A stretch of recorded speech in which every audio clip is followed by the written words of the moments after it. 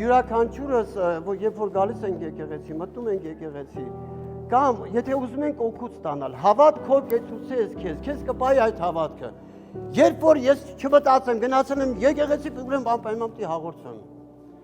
Եթե այնտեղ մի արարողություն է կատարվում, ուրեմն անպայման այդ արարողության մեջ ես պիտի լինեմ։ Գնացել եմ այնտեղ կարակ են բաժանում, ուրեմն ամեն գնով այդ կարակի տերը պիտի լինեմ։ Հազարացեր մի կողմ կարող եմ ասպես շպրտել, մենակ թե այդ կարակի տերը լինեմ, առանց մտածելու, որ այդ կարակին հասնելու համար դու լիքը մարդկանց վիրավորեցիր։ Իսկ սա բոլոր ժամանակներում այսպես եղել, գոնե իմ 50 տարիներում տեսել եմ։ Փառք Աստծո, հիմա մի քիչ այսպես հանդարտվել է այդ կարակի բաժանումը կա, էլի կա, չէ՞ թե ջրի բաժանումն է, երբ որ ջրօրհնյաց։ Այդ սերը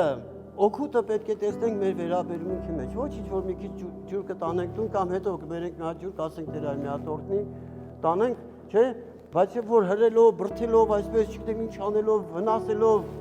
ուշաթափության եզրը հասցնելով հավատացյան ինքը վերցնում է հպարտորեն, որ ես արդեն տերն եմ այս ջրի, այդ օգուտ չի։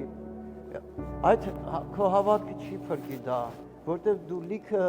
Աստծո խոսքերը անցար։